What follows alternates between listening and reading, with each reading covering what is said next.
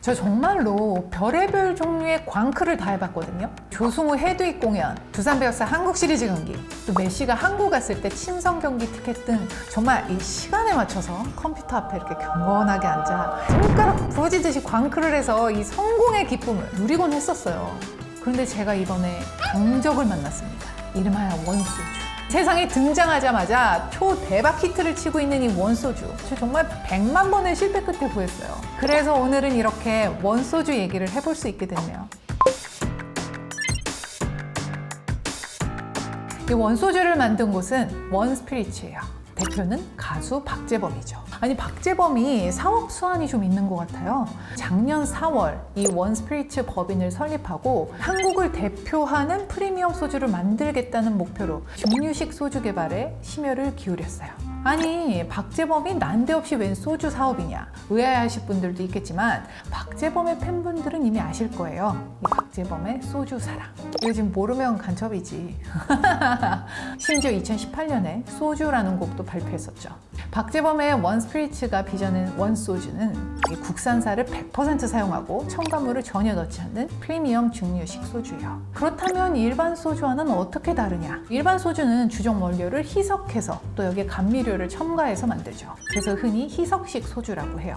원소주는 일반 소주보다 도수가 좀 높아요. 22도. 참이슬 처음처럼 16도 정도 되죠. 그러니까 꽤 높은 거예요. 맛은 일반 소주보다 깔끔합니다. 전 냄새에 되게 민감한 편이거든요. 그래서 이 원소주는 그 일반 소주의 알코올 냄새가 덜한 게 전 개인적으로 좋았어요. 마셨을 때 확 밀고 들어오는 알코올 냄새가 덜하니까 당연히 맛이 부드럽게 느껴지더라고요. 자, 원소주는 숙성시킬 때도 특별함을 더했는데요. 이 장인이 만든 옹기에 담아 숙성시켰다고요. 확실히 공장에서 이렇게 척척 만들어내는 소주와는 달리 손이 좀 많이 가죠. 자, 그러고 보니 초반에 출시된 원소주, 이 특별 에디션에는 작은 옹기 주병이 같이 들어있었어요. 소주를 옹기 주병에 담아 마신다. 이야, 이 우리나라 소주 문화가 새로워지기 시작하고 있네요. 그리고 이 원스피릿에서는 원소주를 미지근하게 마시기를 권해요. 차가운 소주는 이렇게 벌컥 들이키는 맛이 좀 있잖아요. 근데 이 미지근한 소주는 음미하며 마실 수 있는 거죠. 지금까지의 소주 문화와는 뭔가 확실히 다른 느낌인 것 같아요. 자, 이 원소주의 이름의 의미도 남달라요. 이 원소주의 원은 하나를 의미하는 원, 또 이 승리, 이겼다 의미하는 원, 또 소방의 의미를 원하는 이 원트, 원, 이 세 가지 의미를 함축하고 있어요. 같은 결의 슬로건 또한 있는데요. For the fast to the future. 과거를 격려하고 미래를 응원한다는 의미예요. 자, 앞으로 이 원소주를 마실 때는 위하여 짠 이게 아니라 원하여 짠 뭐 이래야 될 것 같겠죠?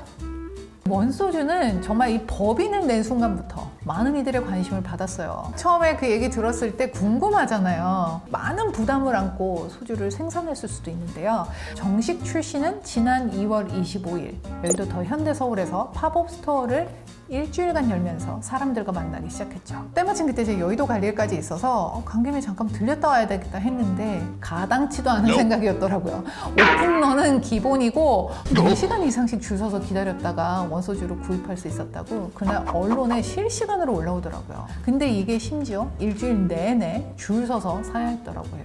원소주가 왜 이렇게 인기일까요? 사실 그 박재범이 지금까지 보여준 어떤 소신과 안목이 합쳐져서 그래, 이 박재범이 소주를 만들었으면 어떨까?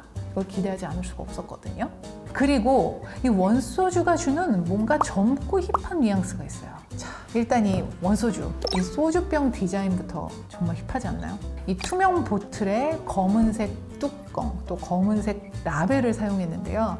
중앙에 W자, 주변에 태극기의 사괴, 건공감대 있죠? 또 그리고 태극 문양이 배치되면서 야, 이건 한국산이다. 그리고 프리미엄하다.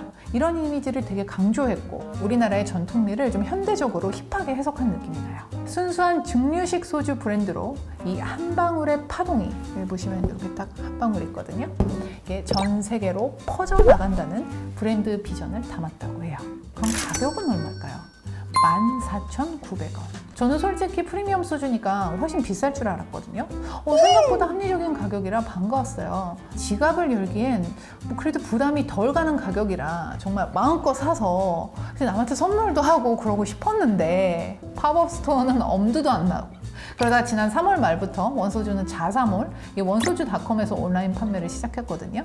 원래 소주는 온라인 판매 안 되잖아요. 하지만 전통 소주는 지역 특산주로 분류돼서 온라인 판매가 가능해요. 뭐 그렇다고 온라인 구입은 쉬울까요? 천만의 말씀이요. 아니 평일 오전 11시에 2,000병씩 판매하는데 살 수가 없어요. 들어가 보시면 구매창에 원소주 사진이 탁 있고 이렇게 솔드아웃 이렇게 표시가 돼 있거든요. 근데 이게 11시에 판매가 시작하면 이 솔드아웃이란 말이 사라진대요. 그래서 그것만 믿고 클릭을 그렇게 하고 있었는데도 제 눈에서 이 솔드아웃이라는 단어가 사라지질 않는 거예요. 아, 이거 진짜 파는 거 맞아? 하고서 제가 막 게시판에 글 남겼다니까 이거 진짜 파는 거 맞냐고? 근데 파는 게 맞긴 맞더라고요. 이게 정말 이 2,000병이 11시 땡 1분 안에 다 끝난대요. 쉽지 않을 것 같아요. 박재범처럼 아티스트가 이 주류 브랜드를 론칭하는 케이스가 이 아시아에서는 최초라고 하죠. 근데 헐리우드에는 꽤 있어요. 대표적인 인물 조지 클루니 있죠. 평소 데킬라를 엄청 좋아했던 그는 멕시코를 여행하던 중 친구이자 레스토랑 경영자 랜드 거버에게 우리 한번 가장 완벽한 데킬라를 만들어보자 라고 제안을 했고, 또 여기에 부동산 건물 마이크 멜드번까지 가세하면서 2013년에 데킬라 회사 카사미코스를 세웠어요. 이들은 멕시코 할리코스 지역에서 자란 푸른 아가베를 굽고 발효시킨 다음에 이걸 위스키통에 넣어서 숙성시킨 좀 프리미엄한 데킬라를 세상에 선보였는데요. 와, 사람들이 열광했어요. 심지어 뭐 미국뿐만 아니라 해외로 수출하고 불티나게 팔렸는데, 조지 클루니는 2017년에 이 주류업체 디아지오에게 카사미코스를 팔았거든요. 얼마에 팔았는지 아세요? 무려 10억 달러. 우리나라 돈으로 1조 1,200억 원이에요. 아니 4년 만에 이런 조 단위 가치의 데킬라를 키워내다니 정말 대단하지 않나요? 그리고 주류하면 이 유명 래퍼 제이지 또한 빼놓을 수 없어요. 근데 이 제이지의 스토리는 좀 충격적이기는 해요. 그가 워낙에 샴페인 마니아였다고 하거든요. 그래서 크리스탈이라는 샴페인을 너무너무 즐겨서 마셨는데, 아니 사측에서 이 흑인 가수가 자사 샴페인을 마시는 걸 되게 싫어했대요. 자사 마케팅에 전혀 도움이 되지 않는다 뭐 이런 식으로 말을 했다는데, 아니 제이지 뚜껑 열렸죠. 이거 인종차별이잖아요. 제이지는 크리스털 불매 운동을 벌이면서 아예 본인이 직접 샴페인 사업에 뛰어들었어요. 프랑스 샴페인 명문가이자 1년에 4,000병 소량으로 프리미엄 샴페인만을 생산하는 아르만데 브리냑을 인수했거든요. 아르만데 브리냑, 이 한 병에 수백 달러가 넘는 고가의 샴페인이에요. 특히 이 골드, 실버, 핑크로 이루어진 이 보틀은 어디서 봐도 정말 눈에 확 들어오거든요. 근데 모두 수제로 만들었어요. 공병만으로도 리셀이 되고 있는 제품이죠. 진짜 그거 따를 때 한 방울도 흘리면 안 돼요. 한 방울에 10,000원이야. 막 이러면서 조심해서 따르세요 막 이러면서 저희 먹었었는데, 정말 충격받았던 건 제이지 뮤직비디오에 이 아르만데 브리냑이 나온 적이 있거든요. 막 노래하면서 양손에 이 아르만데 브리냑을 두고 뭐 이렇게 부으면서 충격받았어요. 아니 저게 얼마야? 아이고 아까워 이러면서 봤던 기억이 아직도 생생해요. 최근에는 더 많은 스타들이 주류 사업에 뛰어들었어요. 슈퍼모델 켄달 제너는 데킬라 사업을 펼치고 있고, 또 팝스타 브루노 마스는 럼 브랜드를 론칭했는데 뭐 이것도 완판됐다고 하더라고요. 원소주가 출시에 맞춰서 300개 한정으로 패키지 상품을 만들었어요. 원소주 2병과 옹기 항아리로 이루어진 상품이었는데, 아니 이걸 제이지에게도 전달할 예정이라는 말을 들었어요. 좋아했을 것 같은데, 그쵸? 어쨌거나 우리나라의 소주, 이 K 소주의 위력이 지구 끝 어디까지 이룰 수 있을지 정말 기대해봅니다. 이것이 무엇일까요? 알아보시는 분들은 인싸! 제가 몇 번의 실패 끝에 손안에 넣었습니다. 이 포켓몬빵의 띠부띠부실. 아니 요즘 줄 서 먹는 빵, 줄을 서도 구할 수 없는 빵으로 유명한데요. 그래서 이 즈음에서 한번 얘기해 볼게요. 포켓몬빵 신드롬의 주인공, SPC 삼립의 브랜드 스토리.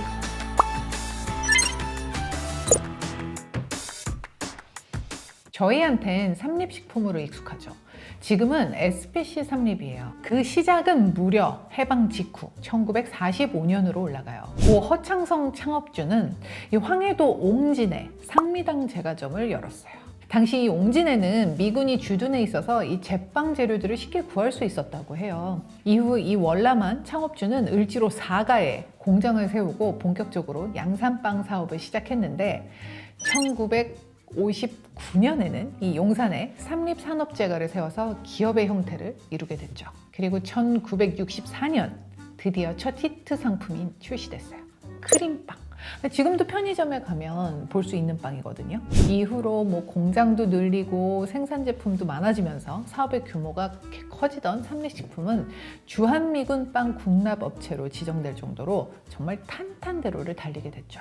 그러다가 1982년 고창성 창업주는 상립식품과 샤니로 법인을 나뉘어서 이 두 아들들에게 경영권을 넘기게 됩니다. 장남 허영선 전 회장이 이끈 삼립식품은 빵을 비롯해서 와와 기억하실까요?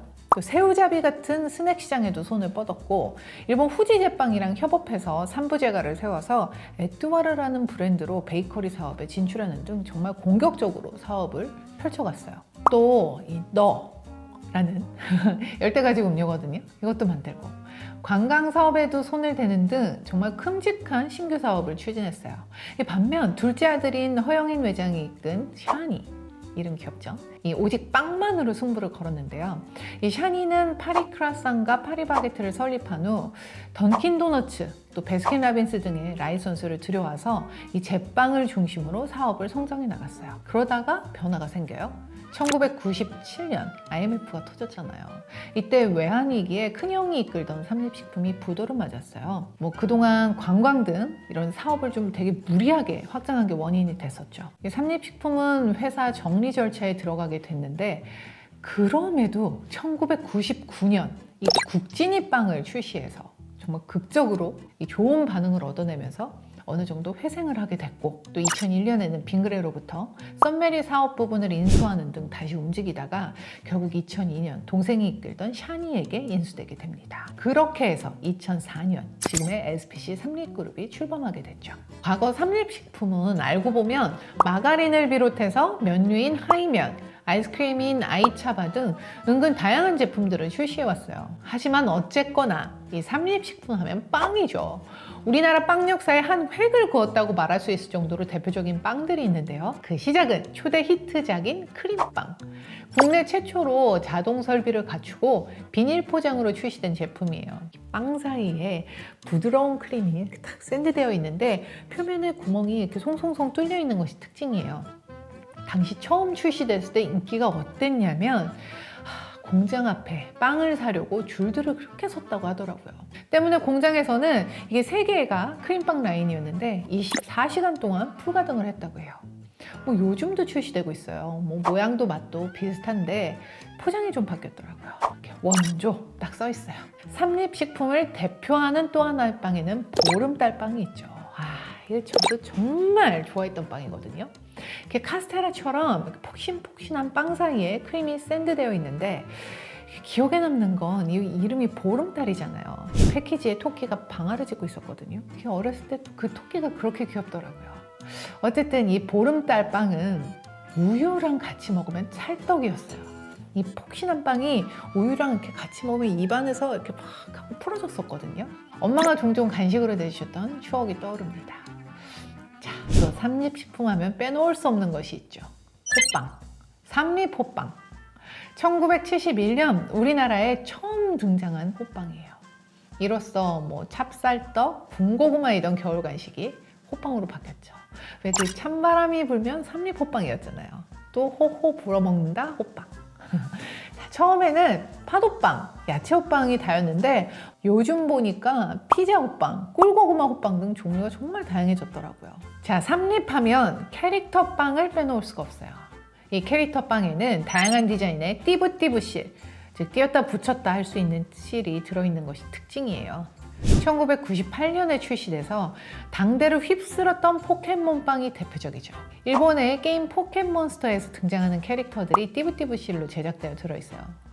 또 사람들이 이거 사겠다고 모으겠다고 난리도 아니었었는데요. 자, 이어서 1999년에 출시된 국진이빵 또한 공전의 히트를 기록해요. 국진이! 맞아요. 개그맨 김국진이에요. 당시 최고의 인기를 누렸던 김국진의 캐릭터 스티커를 넣어서 판매했는데 이 김국진이 뭐 스케이트보드를 타거나 골프를 치거나 뭐 아라비아 왕자 옷을 입고 낙타를 타거나 되게 재밌는 디자인이 많았었어요. 앞서 말씀드렸었죠. 이 국진이 빵은 부도난 삼립식품에 회생할 기회를 줄 정도로 인기가 어마무시했어요. 이 캐릭터 빵에서 재미를 봤던 삼립식품은 이어서 핑클빵 또한 출시했죠. 남자들도 이거 산다고. 그때 또 핑클이 인기 최고였으니까. 삼립식품의 캐릭터 빵의 계보는 지금까지 내려오고 있습니다. 기억에 남는 것이 바로 2020년에 출시된 펭수빵이에요. 이때 또 펭수의 인기가 웬만한 유명 연예인들 저리 가라였었잖아요. 펭수 띠부띠부실 모은다고 다들 난리도 아니었었는데, 그런데 이 삼립의 캐릭터 빵의 열풍이 올해 다시 거세게 불고 있어요. 바로 지난 2월에 출시된 돌아온 포켓몬빵 때문이죠. 포켓몬빵이 무려 16년 만에 돌아왔는데요. 진짜 몰랐네. 내가 얘를 또 만날 거라는 거. 또 볼 줄은 몰랐어요. 어쨌든 돌아왔는데 이번엔 양상이 좀 달라요. 과거에는 대부분의 이 캐릭터 빵들이 어린이들이 열광했었다면 이번 열풍에는 어른들도 되게 가세를 했거든요. 이유는 1998년 포켓몬빵이 처음 출시됐을 때 즐겨 찾던 어린이들이 지금의 20, 30대, MZ세대 그들을 이루고 있기 때문이라고는 하는데, 이 20, 30대들은 어릴 적 향수를 불러일으키는 포켓몬빵에 대한 이 열렬한 지지를 보내고 있어요.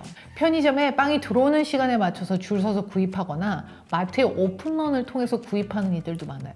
이 포켓몬빵에는 총 159개의 종류의 띠부띠부 실이 들어있는데요. 심지어 구하기 힘든 실들도 있죠. 뮤와 뮤츠, 제일 희박해서 심지어 리셀을 통해서 구입하는 이들도 있는데요. 리셀가가 무려 5만 원에 이른다고 해요. 아니, 빵 하나에 1,500원인데 배보다 배꼽이 더 크네요. 자, 어쨌든 이 포켓몬빵의 이 같은 열풍 때문에 사람들은 또 국진이 빵이나 핑크빵도 부활하는 게 아니냐고 은근 기대들을 모으고 있어요. 어쨌든 뭐가 됐든 구입하려면 줄 서 기다려야 할 텐데 말이네요. 큰일이네요. 캐릭터 빵의 인기는 추억을 곱씹고 또 동심에 젖어보는 아름다운 시간이 되지만, 아니, 빵보다는 띠부띠부실을 구입하는 게 목적인 분들도 계시더라고요. 아니, 빵을 사서 띠부띠부실만 갖고 빵은 버리는 그런 불상사가 생긴다고 해요. 포켓몬빵, 국진이빵 모두 인기 많은 캐릭터 빵이긴 하지만 중요한 건 이 근본은 빵이잖아요. 이 수집에만 열을 올리기보다 좀 이게 빵을 느긋하게 즐기는 여유에도 열을 올릴 수 있길 바랍니다. 자, 그리고 여러분, 메타몽입니다. 필요하신 분들 댓글 남겨주세요.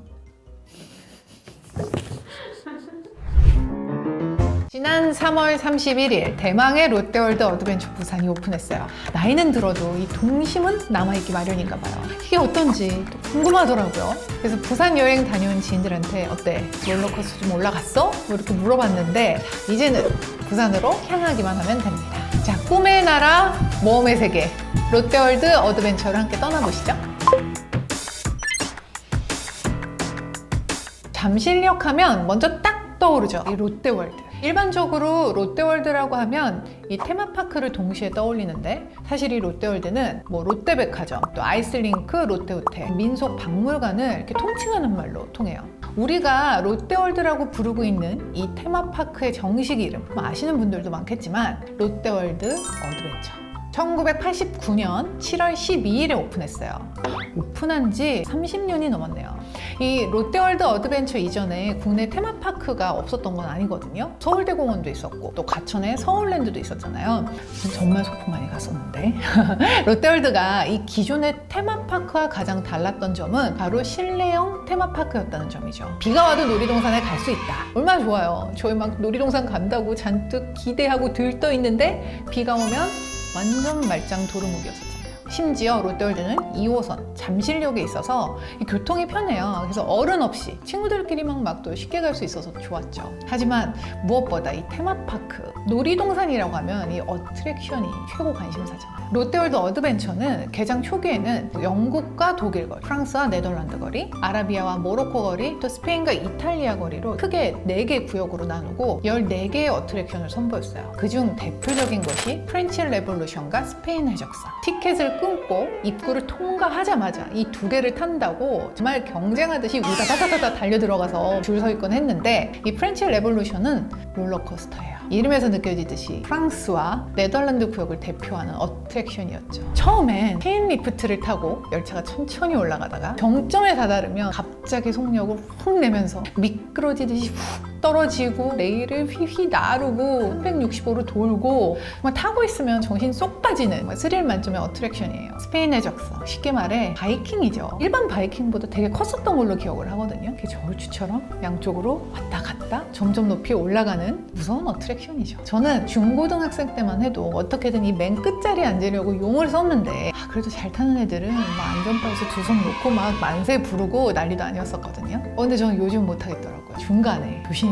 앉아서 조신하게 앉아있죠. 이것도 다행이에요. 밖에서 안녕 못하고 지켜만 볼 때도 되게 많아요. 롯데월드 어드벤처는 개장 초기에 어트랙션이 14개였던 거에 반해 지금은 무려 50개가 넘는 어트랙션을 운영하고 있어요. 3배 이상 많아졌거든요. 여기에는 1990년에 오픈한 매직 아일랜드의 영향이 커요. 이 롯데월드 어드벤처 바로 옆으로 석촌호수가 되게 크게 있어요. 이 위에 인공섬을 짓고 스케일 대박이죠. 매직 아일랜드를 조성했거든요. 이 야외 공간이에요. 롯데월드 어드벤처에서는 오버브리지와 모노레일을 타고 건너갈 수 있어요. 이 매직 아일랜드는 실외라 그런지 확실히 좀 뭔가 이국적인 느낌이 커요. 이 동화 속에 나올 법한 모양의 매직 캐슬이 중심에 딱 자리하고 있거든요. 그리고 이곳에 전설의 어트랙션이 있죠. 자이로드롭. 무려 100억 원을 들여서 도입한 이 자이로드롭은 한마디로 말해 무섭습니다. 이게 70m 상공까지 올라가요. 잠시 멈췄다가 예고 없이 뚝 떨어지는 정말 공포특급이거든요. 저는 개인적으로 이 고소공포증까지 있어서 정말 이거 탔다가 잠깐 어디 갔다 오는 줄 알았어요. 이게 떨어지는데 끝이 안 나는 거예요. 이름이 절대 안 돼요. 이게 처음이자 마지막이었어요. 하지만 이 자이로드롭 좋아하시는 분들이 또 되게 많은 것 같아요. 지금까지도 이 롯데월드 어드벤처의 매출 효자 노릇을 톡톡 해내는 어트랙션이라고 하더라고요. 자, 이 이후로 매직 아일랜드에는 아틀란티스, 해성특급 등 이 매력적인 어트랙션들이 들어서면서 이 롯데월드 어드벤처는 지금까지도 인기몰이를 해오고 있는 거죠. 준비 단계부터 많은 기대를 모아온 롯데월드 어드벤처 부산이 지난 3월 31일에 오픈했죠. 부산의 기장 부근이에요. 동부산 오시리아 관광단지 내에 들어섰는데 크기가 무려 축구장 22개를 합친 크기라고 해요. 우리나라 제2의 도시잖아요, 부산은. 그런데 이곳에는 별다른 테마파크가 없었어요. 광안리에 있는 작은 놀이시설이 다였던 것 같은데 경주로 가거나 대구로 가거나 이랬다고 해요. 그래서 그런지 이번 이 롯데월드 어드벤처 부산점 오픈을 앞두고 이 얼리버드 연간 이용권을 판매했는데 이게 15분 만에 완판됐다고 해요. 일단 테마파크 하면 어트랙션이잖아요. 이 롯데월드 어드벤처 부산에는 어떤 어트랙션이 눈에 띌까요? 손에 꼽히는 3개가 있던데요. 특이하게도 이름에 모두 자이언트가 붙습니다. 자이언트 디거, 자이언트 스플래시, 자이언트 스윙. 근데 부산을 아시는 분들은 이 자이언트 좀 익숙한 단어 아닌가요? 롯데 자이언트. 혹시나 했는데 역시나더라고요. 이 어트랙션 3인방의 이름은 부산의 자랑인 롯데 자이언츠에서 따왔다고 하더라고요. 이 자이언트 디거 롤러코스터예요. 롯데월드 어드벤처 서울의 프렌치 레볼루션과 비교된다고 할 수 있는데요. 와, 근데 이번은 또 더 세졌어요. 시작부터 달라요. 대부분의 롤러코스터는 초반에 이렇게 천천히 언덕을 오르잖아요. 이제 곧 떨어진다, 마음의 준비를 해라, 이건 건데 자이언트 디거는 시작부터 급발진이에요. 와, 최고 속도 105km까지 이제 아찔한 속도감을 즐길 수 있어요. 롯데월드 어드벤처 서울의 아틀란티스가 최고 속도가 70km 정도 된다고 하는데 이번이 훨씬 더 빠른 거죠. 업그레이드 됐어요. 자이언트 스플래시. 이름에서 이 물이 느껴지지 않나요? 아니나 다를까 워터코스터예요. 한 44m 정도의 높이에서 2,000톤 물이 담긴 수로로 훅 하고 내리꽂는데 엄청난 물보라 예상됩니다. 이 워터코스터 타보신 분은 알겠지만 자리 선택 정말 중요하거든요. 이상하게 물이 더 많이 젖는 자리가 있더라고요. 운 나쁘면 쫄딱 젖습니다. 어쩌면 비옷이 필요한 어트랙션일지도 몰라요. 자, 자이언트 스윙. 좌우로 진자 운동을 하면서 높이 44.8m 또 120도까지 올라가는 어트랙션이에요. 높이 올라가면 이 기장 바다를 감상할 수 있다고 하는데 저는 못해요. 무서워하는 사람들 바다가 눈에 들어올 정신이 있을까요? 정말 이렇게 빙빙빙 도는데 제가 그래서 이거 좀 막 찾아봤거든요. 어떤가? 근데 또 되게 재밌는 기사 하나가 눈에 띄었어요. 롯데월드 어드벤처 부산 내에 명당 롯데리아가 있다는 거예요. 이 롯데리아 창 너머로 이 자이언트 스윙이 움직이는 모습을 한눈에 담을 수 있는 자리가 있더라고요. 근데 이게 눈에 담는 정도가 아니에요. 스윙하면서 너무 가까이 와서 거의 같이 타는 기분이 들 것 같아요. 제가 봤을 때 앞으로 또 이 자리들 서로 앉겠다고 난리 날 것 같기는 해요. 롯데월드 어드벤처 부산은 17개의 어트랙션을 지니고 있어요. 아직 뭐 규모가 작다 아쉬워하는 분들도 많은데 뭐 시간이 문제겠죠. 앞으로 더 다양한 어트랙션이 등장하지 않을까요? 이 롯데월드 어드벤처 서울처럼요. 롯데월드 어드벤처를 대표하는 캐릭터가 있어요. 로티와 로리. 이게 분명 상상 속의 동물일 거라 생각이 되지만 딱 보면 너구리가 떠오르는 귀여운 외모로 사랑받고 있어요. 어드벤처 돌아다니고 있으면 이 캐릭터들 만나잖아요. 사람들이 줄 서서 사진 찍는 캐릭터죠. 로티와 로리는 성별이 구분이 돼요. 로티가 남자, 로리는 여자. 재미있는 건 저는 이번에 어드벤처 부산이 오픈하면서 알게 됐는데 이 롯데월드 어드벤처 잠실의 주인공은 이 둘이 아니라 로티 단독이었다고 하더라고요. 그런데 이번에 오픈한 롯데월드 어드벤처 부산의 주인공은 로리입니다. 사실 이 퍼레이드 같은 거 해도 일단 볼 게 끊임없이 나오니까 신경 별로 안 썼었거든요. 그런데 이 퍼레이드에도 나름의 스토리가 있어요. 부산은 이 대표 캐릭터 로리, 이 로리가 통치하는 왕국이다 라는 컨셉으로 퍼레이드를 진행한다고 하더라고요. 그런데 이 로티와 로리의 요즘 인기가 심상치가 않아요. 최근 들어서 이렇게 보다 적극적으로 세상 밖으로 나오고 있거든요. 특히 이 잠실의 롯데월드몰 최초로 로티와 로리 캐릭터 부티크를 만날 수가 있어요. 또 얼마 전엔 성수동에서 다양한 굿즈를 만들어서 팝업 스토어를 운영했더라고요. 근데 그거 아세요? 잠실에 있는 롯데호텔 있잖아요. 거기 캐릭터룸이 있어요. 롯데 호텔의 7, 8층을 아예 이 캐릭터룸으로 운영을 하고 있는데 2층에 딱 올라가시면 엘리베이터에서 내리자마자 이 캐릭터 벽화가 복도부터 그냥 여기 제2의 롯데월드가 아닌가 싶을 정도로 쫙 나오거든요. 근데 이 캐릭터룸 층에 로티와 로리가 주인공인 방이 있어요. 로티와 로리 쿠션들 이렇게 탁탁 놓여있고 막 알록달록 아이들이 정말 좋아하게 꾸며놨거든요. 근데 이 객실 인기가 엄청나대요. 뭐 1년 내내 풀 부킹이다라는 말이 있을 정도로 아이들을 둔 부모들이 서로 차지하려고 광클에 모여 예쁘다고 하더라고요. 로티와 로리 어릴 때부터 봐온 친구 같은 캐릭터들인데 저도 자꾸 얘기하니까 오랜만에 실물 영접하고 싶어지네요. 기왕이면 이 롯데월드 어드벤처에서요. 그러고 보니 요즘 롯데월드 어드벤처 자유이용권 값이 화제가 됐더라고요. 서울 어른 종일권이 6만 원대 최근에 인상됐잖아요. 반면 부산은 어른 종일권이 47,000원 하더라고요. 가격 차이가 좀 나긴 하지만 둘 다 만만치 않은 금액이에요. 이럴 때는 어쩔 수 없죠. 카드 할인 없나 통신사 할인 없나 가기 전에 꼼꼼히 살펴봐야겠어요. 최근에 롯데월드가 대대적인 리모델링을 예고하고 나섰어요. 어드벤처 전면 리모델링을 비롯해서 쇼핑단지 리뉴얼, 또 오피스텔을 새롭게 오픈하는 등의 이 마스터 플랜을 짜고 있다는 소식이에요. 심지어 디즈니랜드급으로 재탄생시키겠다고 하는데요. 30년 친구. 이 롯데월드가 어떤 새로운 옷을 입고 나타날지 기대됩니다. 그날이 빨리 왔으면 좋겠어요. 얼마 전 이 테슬라의 일론 머스크가 무려 55조 원의 트위터를 인수했죠. 정말 스케일 장난 아닌가요? 그런데 이 일론 머스크가 며칠 후 본인의 트위터 계정에 이런 말을 남겼어요. 다음엔 코카콜라 사서 코카인 다시 넣어야지. 아니 이게 무슨 뚱딴지 같은 소린가. 행간을 살펴보면 코카콜라가 이 초창기에 코카잎을 재료로 사용했었는데 이걸 뭐 농담같이 던진 것 같긴 하거든요. 아니 뭐 다 같이 웃자는 건지. 그런데 너무 흥미로운 건 이 세계 경제 시장은 일론 머스크의 이 발언에 완전 진지하다는 거죠. 일론 머스크가 트위터를 인수하기 5년 전에 이 트위터를 통해서 인수 얘기를 농담같이 던졌었거든요. 그러니 넥스트 타켓은 코카콜라가 되는 걸까요? 어쨌거나 이 인류를 화성으로 이끌고 있는 이 시대의 거물 일론 머스크가 콕 집은 코카콜라. 저는 오늘 이 중독성 있는 음료에 관한 얘기를 나눠봅니다. 코카콜라의 시작은 무려 미국의 남북전쟁으로 거슬러 올라가요. 약제사 이 존 펜버튼이 남군 기병대 일원으로 남북전쟁에 참가했는데 우리가 역사에서 배웠듯 이 남부가 패배했잖아요. 이 펜버튼의 고향이자 이 남부의 중심 도시 애틀란타는 전쟁으로 완전 쑥대밭이 됐어요. 사람들은 지쳐 있었고 또 패배로 인한 우울증에 시달리는 사람들도 많았죠. 도시 전체가 활력을 잃고 좀 암울했다고 할 수 있어요. 이때 존 펜버튼은 프렌치 와인 코카라는 음료를 만들었어요. 이 지쳐있는 사람들을 위해 맛도 좋고 약효도 있는 일종의 자양강장제 같은 음료였죠. 주 성분은 코카나무 추출물, 콜라나무 열매의 향, 알코올이었거든요. 남아메리카 안데스 산간 지역에서 자라는 코카나무의 추출물은 주로 약재로 많이 사용됐었어요. 머리가 맑아지고 신장을 튼튼하게 만드는 데 효과가 있었거든요. 솔직히 이쯤 되니 맛이 좀 상상이 가요. 뭔가 이렇게 좀 확 깨는 이런 맛 있잖아요. 프렌치 와인 코카는 알코올 성분이 문제기는 했어요.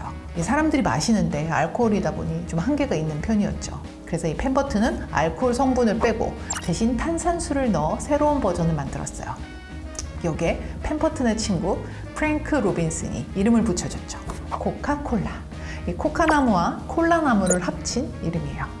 펜버튼은 본인의 약국에서 이 코카콜라를 한 잔에 5센트에 판매했는데 불티나게 팔렸습니다. 뭐 자극적인 맛도 있었지만 이게 약간 그 만병통치약 같은 그런 느낌이 있었어요. 뭐 콜라를 마시면 두통이 사라진다던가 소화가 잘 된다던가 이런 효과를 느끼는 사람들이 많았거든요. 그도 그럴 수밖에 없는 게 바로 이 코카콜라에는 주 성분이 이 코카나무의 열매, 코카인이 들어있었잖아요. 어쨌거나 당대 인기몰이를 하던 코카콜라는 애틀랜타의 사업가 아서 캔들러의 눈에 들게 돼요. 근데 재밌는 건 이 아서 캔들러 또한 만성 두통에 시달렸는데 이 코카콜라를 먹고 괜찮아졌다고 하더라고요. 그래서 누구보다 강력하게 이 잠재력을 알아본 그는 펜버튼에게 코카콜라 사업권을 사들여서 본격적으로 미국 전역에 유통을 하기 시작했어요. 하지만 미국 내에서는 이 환각작용을 일으키는 약물의 판매를 금지해야 된다는 비판이 일었어요. 이때 이 코카콜라도 문제가 됐죠. 이 아서는 코카콜라에서 코카인 성분을 빼내게 됩니다. 코카콜라는 애틀란타에서 시작해서 현재 전 세계 200여 개국에서 사랑을 받는 글로벌 음료로 성장했어요. 1초당 2만 장 이상이 팔린다고 하는데요. 심지어 2차 세계대전이 한창이던 때는 이 아이젠하워 연합군 총사령관이 코카콜라사에게 병사들의 사기를 진작시키기 위해 유럽의 전역 10곳에 코카콜라 공장을 세워달라는 요청을 아주 극비로 전했다고 전해져요. 근데 재밌는 게 이 아이젠하워 역시 콜라를 무척 즐겼다고 합니다. 자, 우리나라에도 전쟁을 통해 코카콜라가 처음 들어왔어요. 미군이 주둔할 때였죠. 근데 보신 분들도 있을지 모르겠어요. 인터넷을 이렇게 찾아보면 난데없이 갓을 쓴 한국 남성이 콜라를 마시고 있는 사진이 돌아다녀요. 근데 흑백으로. 저는 이게 컨셉 사진 아닌가 싶었었거든요. 근데 당대 촬영한 사진이 맞더라고요. 미군이 촬영했다고 해요. 근데 너무 이상하지 않아요? 우리가 이 갓을 쓰고 지내던 이 시절부터 코카콜라를 마셨다니 뭔가 삼다수 마시고 있어야 될 것 같은데. 자, 이 코카콜라가 이렇게 세계적으로 뻗어나가는 데는 보틀링 시스템을 개발한 것이 신의 한 수였다고 해요. 원래 해외에서 생산된 음식은 이 완성품을 수입해 오기 마련이잖아요. 통째로요. 그러다 보니 수입할 수 있는 수량이 제한적이고 또 만약에 배길이나 비행기길이 막힌다. 그럼 수입도 아예 못하는 거거든요. 근데 코카콜라가 개발한 이 보틀링 시스템은 쉽게 말해서 이 코카콜라 계약을 맺은 기업에게 코카콜라 원액을 병에 담아 판매하는 시스템이에요. 계약한 나라는 코카콜라 공장을 그 지역에 세우고 코카콜라 레시피에 맞춰서 제조해서 판매할 수 있는 거죠. 그래서 또 한때 장안의 화제가 됐었잖아요. 이 코카콜라 레시피의 비밀. 이 코카콜라 본사에서는 이 레시피를 은행의 금고에 보관한다. 직원 중에서도 단 몇 명만이 이 레시피를 볼 수 있다. 정말 소문이 무성했었는데요. 사실 저도 이 코카콜라 레시피가 좀 궁금하기는 해요. 이 뒷면을 보시면 뭐 주성분으로 물, 뭐 설탕, 이산화탄소, 뭐 코카콜라 열매 향, 계피, 뭐 고수풀, 라임, 바닐라 이렇게 적혀 있거든요. 이게 웬만한 사람들, 특히 요즘 셰프들 이 배합법 같은 거 맛만 봐도 구성해낼 수 있을 것 같은데 재밌는 게 이 맛이 안 난다고 하더라고요. 심지어 이렇게 막 돌아다니는 레시피 가지고 코카콜라 직원들이 한번 만들어 봤대요. 그래도 그 맛이 안 났다고 하더라고요. 자, 어쨌든 이 코카콜라 무려 130년에 이르는 이 오랜 기간 동안 이 비밀을 지켜오고 있어요. 심지어 어느 은행 금고의 레시피를 보관하고 있는지조차 밝히지 않는다고 하네요. 인기가 많아지면 언제나 비슷한 상품들이 등장하기 마련이죠. 코카콜라 역시 등장 이후 비슷한 이름과 맛을 지닌 제품들이 많이 등장했어요. 이게 결국 손해로 이어지니까 코카콜라는 특단의 조치를 취하게 돼요. 자, 코카콜라 고유의 패키지, 이 병을 개발하기로 마음먹고 공모를 겁니다. 상금은 $500만. 무척 큰 돈이었고요. 이 디자인 조건은 이 어두컴컴한 곳에서 만져도 깨진 병 조각만 보고도 코카콜라 병인지 알 수 있어야 한다는 것이었죠. 이렇게 해서 탄생한 것이 컨투어 병이에요. 코카콜라는 1915년 컨투어 병에 대한 디자인 특허를 획득했고요. 그 후 상표권까지 지니게 됐어요.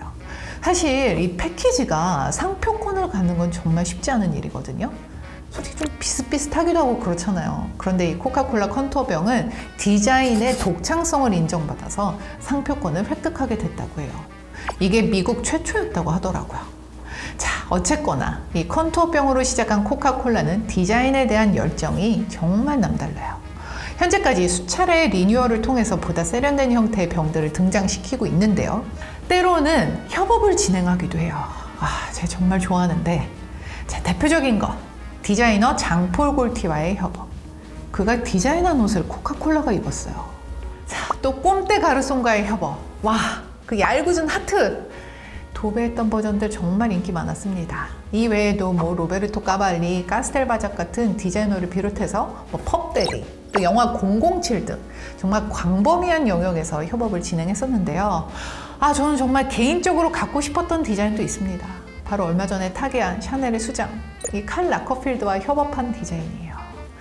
되게 현란했어요. 줄무늬도 있고 도트무늬도 있는데 재밌었던 게 이 병에 칼 라커필드의 실루엣, 그 머리 딱 묶고 있는 그 옆모습 있잖아요. 그게 이렇게 적절히 들어가 있었거든요. 그리고 최근에는 BTS 코카콜라가 등장해서 화제가 됐죠. 와, 각 멤버들의 얼굴이 들어간 버전인데 이것도 탐나더라고요. 코카콜라, 세계적으로 손꼽히는 브랜드력을 지닌 음료잖아요. 한마디로 슈퍼스타죠. 이 슈퍼스타는 언제나 화제거리를 몰고 다니기 마련이죠. 그중 가장 화제가 됐던 것이 1950년 이 코카콜라가 타임지 커버를 장식했던 거예요. 지구가 이 코카콜라를 마시는 일러스트의 커버였는데요. 전 지구적으로 이 코카콜라의 소비가 어마어마하잖아요. 이 타임지에는 주로 인물이 커버를 장식했었는데 소비재로서는 코카콜라가 최초였다고 해요. 자, 코카콜라는 마케팅 또한 기발한 것으로 유명한데요. 자, 대표적인 것, 이 산타와 북극곰을 등장시킨 거죠. 이유는 이 콜라 하면 여름에 마시는 음료라고 생각하기 마련이잖아요. 사실 어느 정도 그렇기도 하고요. 코카콜라는 이같이 여름 음료라는 이미지를 지우기 위해서 겨울하면 딱 떠오르는 산타와 협업을 했어요. 한마디로 코카콜라를 마시는 산타를 탄생시킨 거죠. 아니, 푸근한 인상의 산타가 선물을 실어 나눠주는 거 너무 고마운데 심지어 한 손에 콜라를 마시고 있다니 완전 훈훈한 그림 아닌가요? 이 산타의 등장은 대히트를 기록을 했고, 자, 코카콜라는 이어서 북극곰을 등장시켰어요. 영화의 나라에서 이 얼음 위에서 콜라를 마시는 북극곰이 등장해 주신 거죠. 저도 이 북극곰 패키지 갖고 있습니다. 너무 귀여워요. 딱 봐도 찐으로 시원해 보여요. 자, 코카콜라 하면 스포츠 또한 빼놓을 수 없어요. 이 뜨겁게 물에 있는 현장에서 속을 시원하게 달래주는 콜라. 올림픽과 월드컵의 공식 파트너사예요. 올림픽과의 인연은 무려 100년이 다 되어가요. 1928년 암스테르담 올림픽 때부터 파트너십을 체결해 오고 있어요. 월드컵과의 인연 또한 남달라요. 이 최초의 월드컵 때부터 함께 했거든요. 1930년 우루과이 올림픽 때 관중들한테 코카콜라를 무료로 나눠준 것이 시작이었다고 해요. 정식으로는 1978년 피파의 공식 파트너가 되면서 시작했죠. 올해에도 월드컵이 있습니다. 응원하면서 콜라 한 잔 또 해야 될 것 같아요. 자, 그리고 마지막으로 코카콜라는 우리도 못 가본 우주를 다녀왔습니다. 1985년 우주왕복선 챌린저에 우주비행사들의 음료로 실리게 된 거였죠. 물론 우리가 마시는 그 코카콜라는 아니었어요. 우주의 무중력 상태에서 마셔야 하니까 병부터 상황에 맞게 개발됐다고 하는데요. 자, 과연 우주비행사들은 우주에서 코카콜라를 만족스럽게 마셨을까요? 자, 일단 비행으로는 우주선에 더 이상 콜라는 실리진 않는다곤 합니다. 올해 초 국내를 뜨겁게 달궜던 코카콜라가 있어요. 바로 우주맛 코카콜라. 심지어 올해 1분기 최대 급성장한 쇼핑 키워드였다고 해요. 정식 이름은 코카콜라 스타더스트. 패키지 보시면 딱 우주입니다. 레드와 핑크가 그라데이션을 이루고 있는데요. 맛에 대한 평은 좀 갈리더라고요. 서늘한 우주맛 같았다, 신박하다, 아니다. 자, 원래 코카콜라의 맛이 없다. 저는 이런 호불호를 떠나서 코카콜라는 언제나 짜릿하다라고 표현하고 싶어요. 맛도 맛이지만 멋으로도 짜릿한 코카콜라. 등장만으로도 화제가 되는 스타일이지 않나요? 우주까지 넘나드는 코카콜라의 다음 행선지는 어디일지 기대해 봅니다.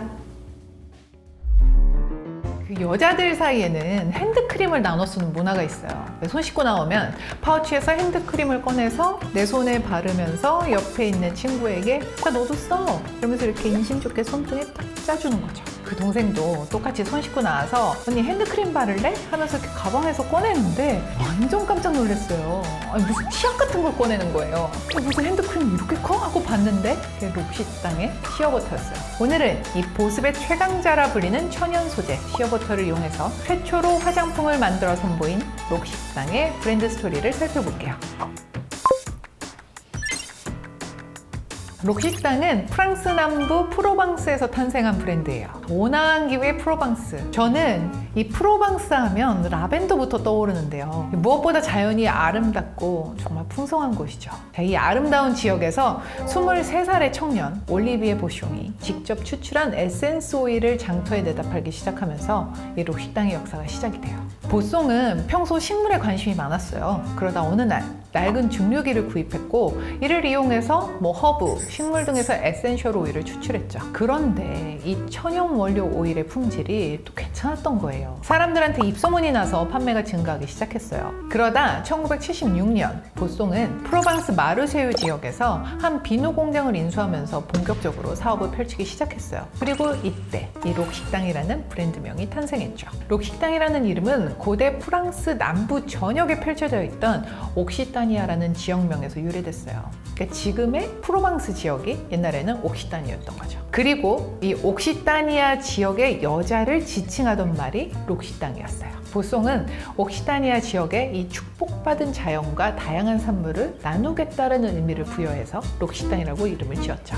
그런데 바로 위기가 닥쳤어요. 마르세유 일대에 공장에서 대량 생산된 저렴한 비누가 수입되면서 일대 비누 공장들이 줄줄이 문을 닫게 됐거든요. 하지만 이 보숑의 대응은 남달랐죠. 대래 이 마르세유 지역의 전통적인 비누 제조 기술을 장인에게 직접 전수받고 또 여기에 본인의 천연 에센셜 오일을 첨가해서 남다른 품질의 비누를 만들면서 입지를 다져갔어요. 록시땅이 어느 정도 자리를 잡았을 즈음 이 올리비에 보숑은 서아프리카 부르키나파소 공화국으로 여행을 떠났는데요. 바로 이곳에서 여성들이 시어나무 열매를 주워서 버터를 만들어서 판매하는 것을 보게 됐어요. 아니 버터.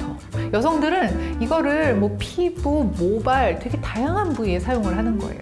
이 모습이 보숑에게 얼마나 흥미로웠겠어요? 여러모로 살펴본 보숑은 시어버터가 이 피부 보습과 영양 공급에 효과가 있다는 것을 알게 됐고 부르키나파소 여성들과 공정무역을 체결했어요. 그리고 이 시어버터가 들어간 비누를 성공리에 만들어냈죠. 자, 이 비누는 록시땅에서 가장 많은 사랑을 받고 있는 시어버터 라인의 시초가 됐어요. 1989년 록시땅은 시어버터 라인의 첫 제품인 100% 퓨어 시어버터 제품을 출시하면서 이 시어버터로 화장품을 만든 최초의 브랜드가 됐죠. 좋은 토양과 환경에서 자라난 자연 성분들이야말로 인체에 더없이 유익하다. 올리비에 보숑의 말이에요. 록시땅은 자연주의를 브랜드 철학으로 지니고 있어요. 그래서 그들의 화장품을 보면 대부분 프로방스와 유럽 지방 전역에서 나는 라벤더, 버베나, 올리브, 아몬드 등 이 천연 원료를 사용하죠. 특히 록시땅이 사용하는 200여 개의 식물성 원료 중 25% 이상은 유기농 인증을 받았어요. 실제로 이 프로방스 들판에서 자라나는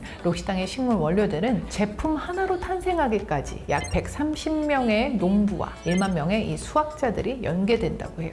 또 록시땅은 그의 생산한 제품은 그의 수확한 원료로만 사용한다라는 원칙을 고수하고 있는데요. 만약 7월에 라벤더의 수확이 끝난다. 그럼 8월에 제품을 생산하고 올리브가 10월에 수확이 끝난다. 그러면 11월에 생산 설비를 가동하는 식으로 아예 제품 생산을 원료의 생산 시기에 맞춰서 할 정도예요. 만약 록시땅이 해외에서 원료를 들여온다. 그러면 또 가능하나 공정무역 프로그램을 이용해요. 이 시어버터가 대표적인 예죠. 록시땅은 아프리카 여성들의 경제적 자립을 돕기 위해 시어나무 열매에서 추출한 이 질 좋은 시어버터를 현지 거래 가격의 3배를 더 주고 부르키나파소 여성들에게 구입을 해요. 록시땅은 제품의 패키지에도 자연주의 철학을 관통시켜요. 사과 주스 찌꺼기, 프랑스 란데스 숲에서 수거한 나무 껍질들을 수거해서 이 쇼핑백 종이를 만들어요. 또 이렇게 만든 포장지는 본사에서 전 세계 매장으로 공급을 하죠. 더불어 아예 포장 자체를 관소화하는 노력도 해요. 박스 형태의 겉포장 없이 1차 포장만 하고 이 리본 대신 볏짚을 이용해서 장식하는 등의 노력을 기울이죠. 록식당은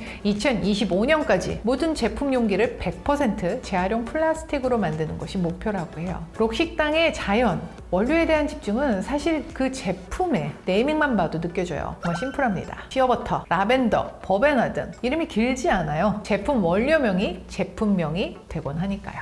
이 록식당은 환경 보호에도 적극적으로 앞장서는 브랜드예요. 대표적인 캠페인이 공병수거죠. 록식당은 환경기업 테라사이클과 함께 공병수거 캠페인을 진행해 왔는데요. 얼마 전 화장품 공병을 재활용해 만든 얼스백을 선보여서 화제를 낳았어요. 각가지 디자인으로 탄생된 얼스백은 이 록식당의 매장 등을 통해서 판매되었는데요. 록식당은 수익금을 자원순환 활동과 또 재활용 수거 공장 환경 개선을 위해서 전액 기부했어요. 한편 록식당은 사회공헌 활동에도 되게 열심입니다. 2006년에는 록식당 재단을 발족해서 개발도상국의 시각장애 아동들의 개안 수술을 지원해오고 있어요. 아마 민감하신 분들은 아실 것 같은데요. 이 록식당 제품 용기에도 점자를 표기해 놓았어요. 이 시각장애인들이 제품을 선택하는데 어려움이 없도록 배려한 거죠. 프로방스에서 태어나고 자란 이 브랜드 록식당은 수익을 지역에게 되돌려주기 위한 활동에도 여념이 없어요. 이 향 좋은 식물들을 테마로 한 살라공 식물원과 이 그라스 지역의 향수 박물관 사업을 지원하는 것처럼요. 이 록식당의 행보에 마음이 따뜻해지네요. 혹시 록식당 카페 가보신 분 있을까요? 우리나라에는 없지만 일본이나 두바이 등 이 세계 곳곳에는 록식당 카페가 있어요. 저는 오래전에 이 일본 시부야 거리를 막 지나가다가 록식당 카페를 또 마주쳤던 기억이 있어요. 이 건물 외벽이 온통 노란색이래. 진짜 깜짝 놀랐거든요. 근데 이게 바로 이 프로방스의 자랑, 이 태양, 아름다운 자연을 의미하는 거였더라고요. 우리나라에는 아직 록식당 카페가 들어서지 않아서 좀 아쉽기는 해요. 물론 종종 팝업 스토어를 열어서 록식당의 자연주의 브랜드 가치를 이해하는 시간을 가질 수도 있지만 기왕이면 이 프로방스 들판 같은 록식당 카페가 국내에 들어서서 좀 따뜻하고 푸근한 시간을 전해줬으면 하는 바람이네요. 여름을 대표하는 빨간 맛, 팔도 비빔면의 시즌이 왔습니다. 무려 35년이라는 긴 역사를 지니고 있는 이 제품. 1초당 5개는 팔린다는 국내 비빔면의 원조, 팔도 비빔면의 스토리 한번 풀어볼게요. 최근에 이 팔도 비빔면이 이 준호를 등에 업고 포토카드 마케팅을 시도했었는데요. 이게 논란이 됐었어요. 팔도와 비빔면 각각의 글자가 적힌 포토카드를 모아서 인증하면 이 팬사인회 추천권을 줬는데요. 한 소비자가 무려 600개 이상의 비빔면을 구매했는데도 아니 비빔면 카드가 전혀 나오지 않았다고 호소했거든요. 팔도가 공식적으로 미숙한 운영에 대해서 사과했지만 소비자 반응은 좀 쌀쌀합니다. 이럴 때일수록 팔도는 제품으로 승부를 봐야겠죠. 팔도 비빔면은 1984년 한국 야쿠르트의 계열사 팔도에서 출시한 비빔라면이에요. 이 비빔면의 시작은 여름철에 집에서 우리 자주 삶아 먹잖아요. 이 비빔소면을 좀 더 간편하게 먹는 방법은 없을까 해서 시작됐어요. 그래서 이 비빔국수를 라면으로 개량했고 국내에 성공리에 론칭했죠. 팔도 비빔면의 등장은 라면의 역사로 치자면 그 의미가 더 커요. 뜨거운 국물 라면에 비해 이 비빔면은 이 라면을 먼저 끓인 다음에 이렇게 물에 헹군 다음에 비벼서 차갑게 먹어야 되잖아요. 이렇게 라면에 대한 고정관념을 깨고 국내 시장에 처음으로 등장한 이 차가운 라면이니 그 의미는 헤아릴 수가 없는 거죠. 팔도 비빔면은 이 비빔 소면에 가까운 맛을 내기 위해서 각고의 노력을 기울였어요. 먼저 라면발, 가능한 한 소면과 유사하게 되게 얇게 만들었어요. 또 빠른 시간에 끓일 수 있게 이 면이 익는 시간도 단축시켰죠. 우리 여름에 불 앞에 서 있으면 막 열불 나잖아요. 또 이 비빔면의 생명인 비빔소스. 또 이걸 개발하기 위해서 직원들이 비빔라면 맛집이란 맛집은 다 다녔다고 하더라고요. 그래서 수많은 배합을 변경해서 테스트 끝에 지금의 매콤, 달콤, 새콤한 소스, 이 액상스프를 개발했어요. 재밌는 건 이 팔도 비빔면이 처음 등장했을 때 사람들이 비빔면에 적응을 못했다는 거예요. 라면이니까 우리 다 라면 끓여 먹잖아요. 그렇게 물 붓고 끓여서 먹으면 되겠구나 했었는데 그게 아닌 거였죠. 그래서 나온 것이 오른손으로 비비고 왼손으로 비비고 양손으로 비벼도 되잖아. 여러분들 다들 아시죠? 그런데 그거 아시나요? 팔도 하면 이 파란색이 떠오르잖아요. 근데 녹색 포장지가 있었어요. 물비빔면. 또 노란색도 있었죠. 고소한 맛. 또 갈색 포장지에 팔도 비빔면 메밀도 출시됐었어요. 초반엔 관심을 끌었는데 현재는 모두 단종이 되었죠. 그리고 팔도 비빔면 1.2도 있었죠. 라면 치고는 이 팔도 비빔면 한 개 양이 조금 애매하잖아요. 되게 재밌는 게 BTS RM도 중량을 1.5배 정도 늘려달라고 푸념을 했었대요. 그래서인지 이 출시된 버전이 비빔면의 중량을 20% 늘린 비빔면 1.2였죠. 이게 한정 출시됐는데 50일 만에 1000만 개가 싹 다 팔리는 기록을 세웠어요. 자, 이 외에도 5배로 매운 비빔면, 과자로 만든 팔도 비빔칩, 비빔빵, 비빔만두 등 다양한 버전이 출시됐는데 이게 또 재밌는 건 결국 도돌이표 오리지널 비빔면이 최고라는 거죠. 그리고 이번에는 기름 베이스의 2가지 비빔면을 내놓았더라고요. 한동안 이 고기리 들깨 막국수 진짜 인기였잖아요. 그래서 이제 보면 비빔면 시장은 매운맛을 넘어서 고소한 맛의 싸움이 펼쳐질 것 같은 느낌이 들어요. 저는 또 기대가 됩니다. 인기 제품에는 언제나 라이벌이 등장하기 마련이죠. 사실 그동안 이 비빔면의 독주를 막기 위해 다양한 제품들이 나왔지만 아직까지 팔도 비빔면을 이긴 제품은 없어요. 어쨌거나 이 비빔면의 비결은 비법 소스에 달려있잖아요. 자, 팔도 비빔면은 2017년에 처음으로 비빔장만을 상품화해서 출시했어요. 이게 또 만능장으로 소문이 나서 비빔면이 아니어도 두루두루 활용할 수 있잖아요. 올해는 이렇게 스틱형을 출시했어요. 여행 시즌이잖아요. 이거 반드시 필요한 아이템이죠. 저도 이번에 여행 갈 때 한번 챙겨가 보려고요. 재미있는 게 제가 최근에 걷다가 무심코 맞은편에 오는 분의 발을 봤는데 아니 슬리퍼가 팔도 비빔면인 거예요. 이 파란색 바탕에 팔도 비빔면 이렇게 딱 써 있어요. 이게 알고 보니까 작년 여름에 팔도 굿즈로 나왔던 슬리퍼더라고요. 이번 여름에는 팔도가 어떤 굿즈를 또 보여줄지 궁금해지네요. 코로나가 자취를 감추면서 국내 워터파크의 원조 에버랜드의 옆집 캐리비안 베이가 드디어 오픈했습니다. 자, 올여름 새로운 모습으로 돌아온 캐리비안 베이, 그 이야기 한번 풀어볼게요.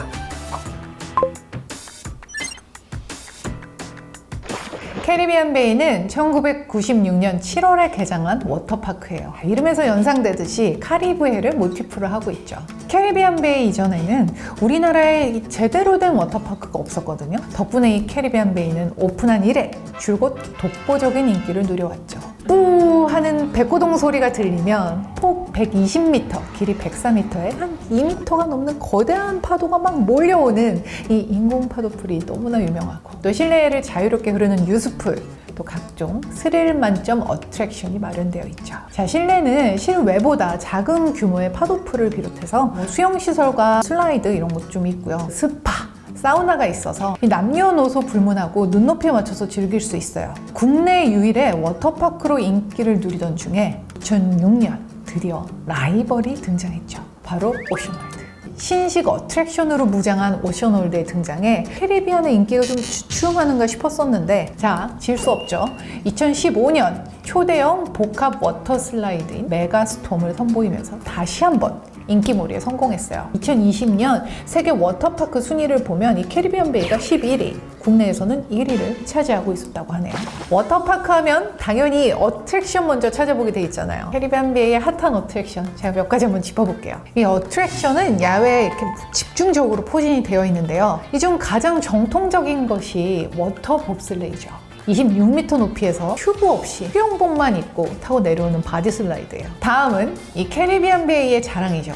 메가스톰. 2015년에 도입한 초대형 복합 워터 슬라이드예요. 높이만 37m. 원형 튜브에 앉아서 내려오게 돼 있는데 이 높은 길이를 막 상하 좌우로 회전하면서 3번에 막 이 올라갔다 내려갔다 올라갔다 내려갔다 이 급하감과 급상승을 경험하게 되죠. 마지막에는 이렇게 깔때기 모양의 토네이도로 빨려 들어가는데, 이게 또 왜 이 무중력 상태가 이렇게 붕 뜬 기분 있잖아요. 이것 때문에 또 심장 쫄깃하고 정말 재밌죠.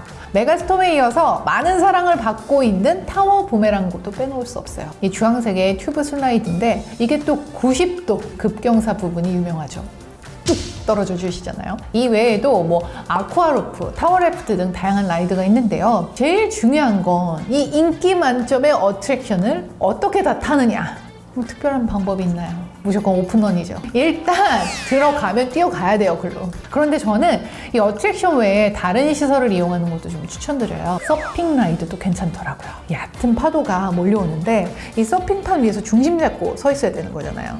사실 이게 좀 구경꾼이 많거든요. 그래서 부끄럽기는 한데 이게 또 잘 되면 성취감이 좀 느껴지더라고요. 요즘 보니까 또 몇몇 분들은 캐리비안 베이에서 스킨 스쿠버 다이빙들 하시더라고요. 이 자격증 코스까지 있다던데 이것도 나름 색다른 경험이 될 것 같아요. 지난 5월 21일 캐리비안 베이가 전격 올해의 시즌을 시작했어요. 이미 계획하고 계신 분들도 많을 것 같은데 제가 몇 가지 꿀팁 전달드릴게요. 제일 먼저 이 캐리비안 베이에 입장하는 모든 사람들에게 방수 마스크를 증정해요. 마스크가 물에 젖는 걱정 없이 좀 마음 편히 즐기다 올 수 있죠. 또 무엇보다 올해 캐리비안 베이는 분위기가 아주 싹 바뀌었어요. 야외 파도풀을 해외 휴양지 바닷가 컨셉으로 싹 바꿔놨거든요. 야자수 있고 파라솔 있고 또 데이베드 누워있고 이게 워터파크가 아니라 진짜 뭔가 이 카리브해의 이국적인 바다 있는 것 같은 느낌이 나요. 코로나 이후에 아무래도 여행을 자주 못 가니까 지금도 솔직히 쉽게 갈 수 있지는 않잖아요. 이런 분들을 위한 힐링 컨셉이라고 하네요. 프라이빗 휴식 공간인 빌리지에서는 푸드 딜리버리 서비스를 시작했어요. 이 캐리비안 베이 앱 내에 스마트 예약을 통해서 음식을 주문한다. 그러면 예약 시간에 맞춰서 각 빌리지로 음식이 배달이 되죠. 그리고 6월 24일부터 8월 15일까지는 무려 3년 만에 여름 축제 메가웨이브 페스티벌이 개최돼요. 디제잉 풀파티, 플라이보드 공연, 서커스, 버스킹 공연, 바베큐 파티까지 진행되는데요. 특히 7월 8일부터 14일까지 개최되는 메가 DJ 풀파티는 라인업이 빵빵해서 기대가 돼요. 박명수, 구준엽 등 이 스페셜 DJ가 릴레이로 등장하니까 정말 화끈한 여름을 즐길 수 있을 것 같아요. 이제 휴가 시즌이니까 사람들이 물을 찾아 이 하이에나 같이 많이들 찾아들겠죠. 여름을 즐기는 것도 좋지만 무엇보다 안전이 최고입니다. 각자 각별히 주의하시면서 이번 여름 신나게 즐겨보아요. 냉커피의 계절, 아를 제일 먼저 떠올리기 마련이지만 원조가 있죠. 믹스커피. 오늘은 이 믹스커피라는 이름을 세상에 처음 내놓은 커피 브랜드 맥심에 대해 이야기해봅니다. 우리나라에 커피가 들어온 것은 1945년 해방 직후예요. 그 정도 커피를 즐겨 마셨다고 하는데요. 1968년에 커피 전문 기업이라 할 수 있는 동서식품이 등장하게 됐죠. 동서식품은 1970년 미국 제너럴 푸드사와 기술 제휴를 맺고요. 맥스웰 하우스 커피를 생산하는 것을 시작으로 국내 커피 역사에 한 획을 그었어요. 1974년에는 국내 최초로 분말 형태의 식물성 커피 크리머인 프리마 국내 최초로 출시했고요. 1976년에는 이 커피와 분말 커피 크리머 또 설탕을 적절히 배합한 커피 믹스를 세계 최초로 선보였죠. 이 삼각형 파우치 안에 1회분씩 포장되어 있었는데요. 뜨거운 물만 부으면 마실 수 있는 정말 신개념 커피였었죠. 1980년 9월에는 드디어 우리나라 최초로 동결 건조 커피 맥심을 출시했어요. 이 원두향이 첨가된 농축액을 냉동 후 분쇄 및 건조해서 이 가루 형태로 만들어요. 기존에 높은 열을 사용해서 커피를 만드는 것과 달리 이 커피의 고유의 향을 잘 간직하고 있는 이 맛이 특징이죠. 1987년에는요. 맥심 커피를 커피 믹스 형태로, 그것도 이 국내 최초로 스틱 형태로 선보이면서 정말 선풍적인 인기를 끌었어요. 1989년에는 맥심 모카 골드가 출시됐고 1993년에는 맥심 모카 골드 커피 믹스를 출시하면서 이 국내 커피 믹스 시장에서 압도적인 점유율을 차지하면서 지금까지도 인기를 판매되고 있죠. 요즘 우리나라 커피 전쟁이 장난이 아니잖아요. 잘하는 카페들 너무 많거든요. 그런데도 이 맥심의 인기가 유지되는 비결은 뭘까요? 바로 황금 비율, 맛이라고 할 수 있어요. 선두주자는 맥심 모카 골드예요. 동서식품은 이 반세기 동안 쌓아온 이 기술력을 바탕으로 해서 커피, 설탕, 크리머의 이 황금 비율을 개발한 것은 기본이고요. 또 콜롬비아, 온두라스 등에서 엄선해온 고급 원두를 최적의 비율로 블렌딩해서 이 맥심 모카 골드의 맛을 탄생시켰죠. 뿐만 아니라 2008년에는 프리미엄 커피 음료 맥심 TOP를 출시하면서 다시 한번 저력을 과시했어요.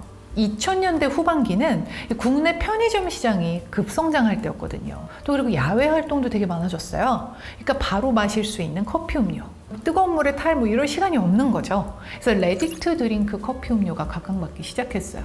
이 맥심 TOP는 콜롬비아, 케냐, 브라질 등 해발 1000m 이상의 고지에서 재배한 정말 최고급 100% 아라비카 원두만을 사용하고요. 자체 개발한 가압 추출 기법을 적용해서 이 맥심만의 차별화된 깊고 진한 또 그리고 프리미엄한 커피 맛을 구현해냈어요. 그 2011년에는 맥심 카누를 출시하면서 다시 한번 국내 커피 시장에 큰 획을 그었죠. 카누는 정말 고품질의 원두를 로스팅하고 블렌딩해서 만들었어요. 프리미엄한 원두 맛은 기본이고요. 또 제품별로 각기 다른 풍미와 향을 담아낸 것이 특징이에요. 카누는 출시된 첫 해 무려 3,700만 잔이 팔렸다고 해요.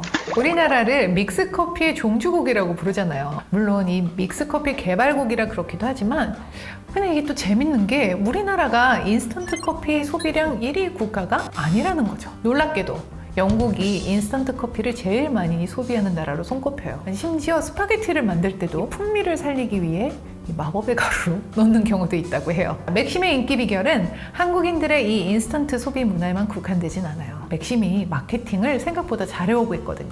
맥심이 세상에 처음 등장했을 때 당대 최고의 인기 배우인 이순재가 광고 모델로 선전을 했고 요즘 보세요. 카누 공유가 선전하고 있잖아요. 최고의 배우들이 늘 간판이 되어주고 있는 거죠. 그리고 은근히 협업도 많이 했어요. 캐릭터의 대명사 카카오 프렌즈, 디자인 패브릭 브랜드 키티버니 포니, 북유럽을 대표하는 캐릭터 루민 등과 협업해서 한정판 패키지 제품을 출시하기도 했어요. 지난 2018년 동서식품이 창립 50주년을 기념해서 맥심 플랜트라는 공간을 이태원에 조성해서 이 소비자들과 보다 가까이서 커뮤니케이션하기 시작했거든요. 지하에는 원두를 로스팅하고 블렌딩하는 공간이 위치해 있고요. 또 1층에서 3층까지는 카페로 운영되고 있어요. 카페에서는 에스프레소 베이스의 음료를 비롯해서 쿠키, 케이크, 또 맥심을 모티프로 한 다양한 굿즈들도 판매해요. 귀여운 디자인의 마스킹 테이프, 또 머그, 에코백 등이 준비되어 있더라고요. 하루가 멀다 하고 수많은 카페가 등장하고 또 스페셜티 커피가 인기를 끌어도 맥심 커피의 인기는 사그라들지를 않아요. 맥심의 부동의 인기는 그동안 시대상에 맞춰서 제품을 개발해온 노력에 있다고 할 수 있겠죠? 맥심의 마력이 영원하길 응원해봅니다. 빙그레우스 더 마시스. 아니 외계어 같은 말이 무슨 뜻인지 아시는 분은 인싸! 저 인정합니다. 모르시는 분들은 지금부터 시작되는 빙그레 스토리에 집중해주세요.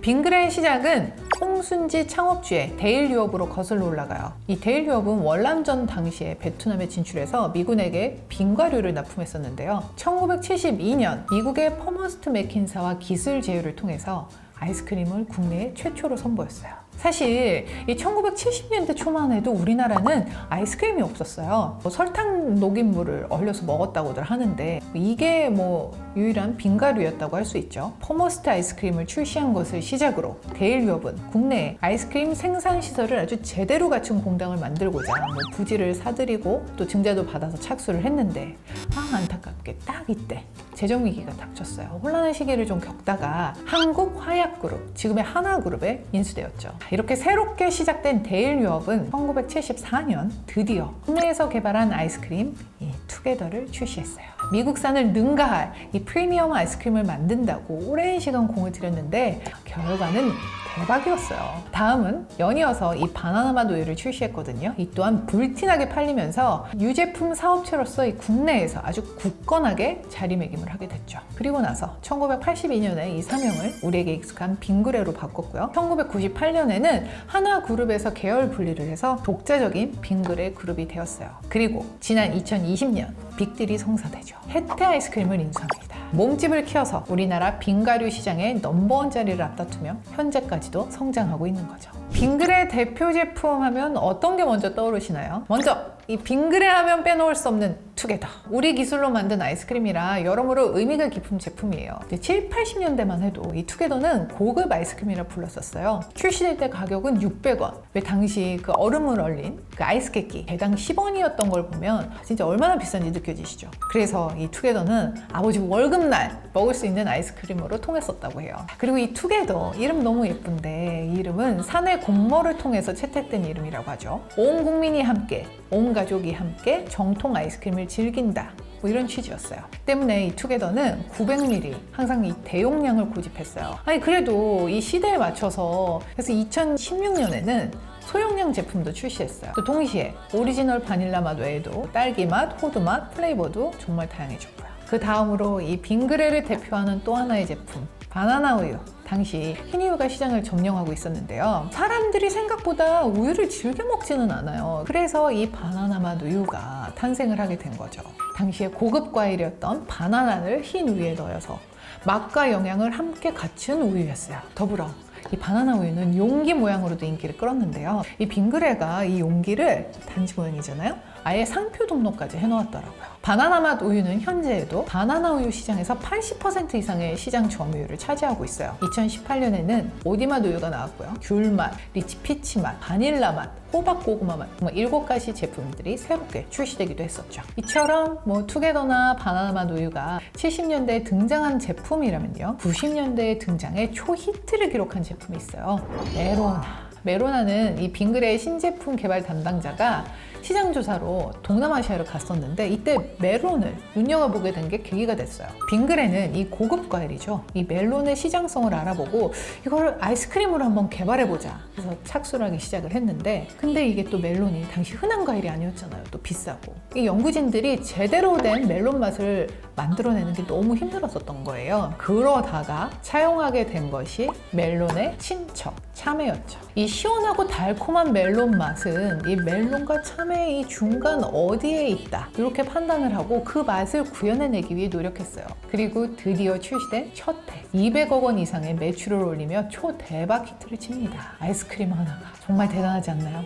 최근에 빙그레가 다시 한번 주목을 확 받은 건 SNS 마케팅 때문이에요. 창립 53주년을 맞아서 탄생시킨 B급 감성 캐릭터 빙그레우스 더 마시스. 이 빙그레와 테리우스를 합친 것 같은 이 네이밍, 비주얼도 장난 아니죠. 로고 모양의 귀걸이 달고 있고 뭐 빨간 머리, 여기 또 바나나 맛 우유 패키지 왕관 쓰고 있고 빵또와 아이스크림 바지 입은 채로 또 꽃게랑과 메로나를 이어서 붙인 봉을 들고 있어요. 그런데 이게 완전 성공적이었어요. 빙그레 메이커를 위하여라는 애니메이션 영상. 와, 3주간 640만 뷰를 기록하면서 폭발적인 반응을 일으켰죠. 그런데 빙그레가 또 한 번의 재미있는 마케팅을 시작했더라고요. 크랍칩스. 깜짝 놀랐어, 사진 보고. 남궁민 배우가 왜 그 러시아 사람들이 입는 이 털목들을 이렇게 딱 들고 크랍칩스를 딱 들고 있어요. 완전 보스 같아요.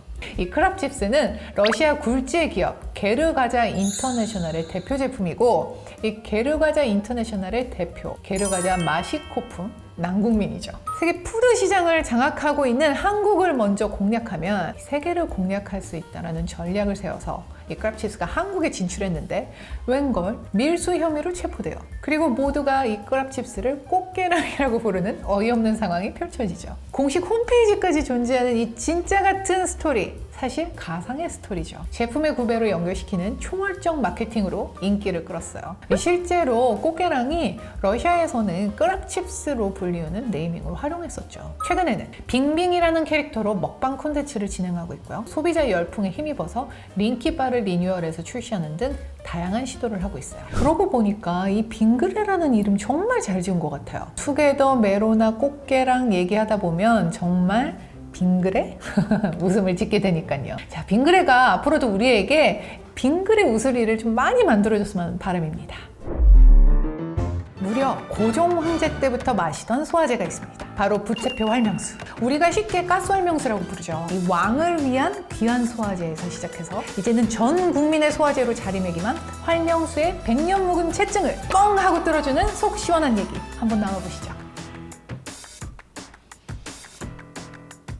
가스 활명수의 시작을 논하려면 구한말로 거슬러 올라가요. 1897년 고종 황제 치하였고 약이라곤 탕약이 전부였던 시절이에요. 심지어 사람들이 급체를 해서 목숨을 잃기까지 했어요. 이때 고종 황제 역시 수시로 위경직에 시달리곤 했거든요. 궁중 선정관에서 일하던 민병호는 아들 민간과 함께 이 서소문의 동화약방을 개업하고 궁중에서만 쓰던 한의학적 지식에 서양의학의 방법을 더해서 활명수를 만들었어요. 우리나라 최초의 신약이었죠. 고종 황제도 마시던 활명수는 이 생명을 살리는 물이라는 의미예요. 당시에는 망병통치약으로 여겨질 정도였어요. 동아약방은 1910년에 활명수를 국내 최초로 상표 등록했어요. 근데 아시나요? 이 동아약방이 기네스북에 올라와 있는 거예요. 한국에서 가장 오래된 제조회사이자 제약사, 또 최초의 상표 등록 상품 등 4가지 부분에 올라 있어요. 100년 기업의 위상이 훅 하고 다가오는 그런 얘기네요. 동아약방에는요, 상표 또한 있어요. 기억하시는 분들 많으실 거예요. 바로 부채. 우리가 부채표 활명수라고도 부르잖아요. 그런데 이 부채를 상표로 정한 것 또한 남다른 의미가 담겨 있어요. 종이와 대나무가 서로 합하여 맑은 바람을 일으킨다는 말에서 따왔는데, 이것은 이 민족이 합심을 하면 잘 살 수 있다는 뜻을 내포하고 있죠. 동아약방의 이런 민족을 위하는 정신은 다름 아닌 독립운동으로 이어져요. 당시 동아약방에서는 활명수를 비롯해서 2-3개 정도의 약만 판매했었는데, 특히 활명수의 판매 수익 모두를 독립운동 자금으로 지원했어요. 독립운동 이력이 있으니 당대 일제 탄압은 얼마나 심했겠어요. 1930년에는 이 주식회사로 전환했으나 이때 초대 사장이었던 민강은 결국 독립운동으로 잡혀가서 옥중에서 숨졌어요. 동아약방은 이렇게 역사 속으로 사라지는 듯 했어요. 그런데 이 독립가였던 윤창식이 이 동아약방을 인수하고 장남 윤하열이 가업을 승계하면서 재건에 이르게 됐죠. 1965년 가스명수가 등장했어요. 헷갈리시는 분들도 많으실 텐데요. 활명수와는 완전 다른 제품이에요. 삼성제약에서 만들었죠. 당시 탄산음료가 인기를 끌었었는데, 이 삼성제약은 액상 소화제에 가스를 주입해서 이 청량감을 높인 제품을 선보였어요. 사람들의 반응 너무 좋았죠. 어느 정도였냐? 활명수보다 시장 점유율이 앞서갈 정도였어요. 그래서 활명수는 고심 끝에 그들 또한 활명수에 가스를 주입하기로 결정했죠. 그래서 등장한 것이 가스 활명수예요. 그런데 이 뒤로 좀 재밌는 양상이 펼쳐져요. 이 두 라이벌의 대립이잖아요. 가스명수에서는 이 가스명수를 사실 때에는 왕관표를 확인하세요 라는 광고를 시작했어요. 또 가격을 20원에서 30원으로 올리면서 프리미엄 전략을 펼쳤죠. 그러면서 나온 광고가 30원이 아니면 가스명수가 아닙니다 였어요. 자, 이때 활명수의 저력이 나와요. 70년의 역사를 지니고 있는 브랜드잖아요. 브랜드력으로 시장 1위를 다시 탈환해요. 그리고 광고가 등장합니다. 부채표가 없는 것은 활명수가 아닙니다. 현재 활명수는 가스 활명수를 비롯해서 가스 활명수에서 보존제를 뺀 가스 활명수 Q, 편의점에서 판매하는 가스활, 매실을 훈중한 생약 성분을 함유해서 여성 소화 기능 개선에 효과적인 미인 활명수, 또 이 미인 활명수에 아사이베리 과즙을 더한 미인활, 또 어린이 전용인 꼬마 활명수로 나뉘어 판매되고 있어요. 가스 활명수는 100년 이상 된 브랜드잖아요. 이 오랜 역사의 제약 브랜드. 뭔가 보수적일 것 같은 느낌인데요. 그 행보는 되게 파격적이에요. 제가 제일 놀랐던 건 협업. 먼저 가스 활명수는 패션 브랜드 게스와 협업을 진행했어요. 이름하야 게스 활명수. 이 협업을 통해서 한 6종의 각기 다른 디자인의 티셔츠가 세상에 등장했어요. 부채 모양이 들어가 있거나 게스 활명수라는 타이포가 큼직하게 들어간 티셔츠가 약간 이 뭔가 이 스트리트 패션 감성을 뿜어냈죠. 이 활명수는 이것뿐만 아니라 매년 협업을 통해서 특별한 패키지를 선보여요. 쇼미더머니 6와 진행한 버전도 흥미로웠죠. 활명수 120주년 기념 패키지로 나왔었는데 달러 모양 있잖아요. 머니.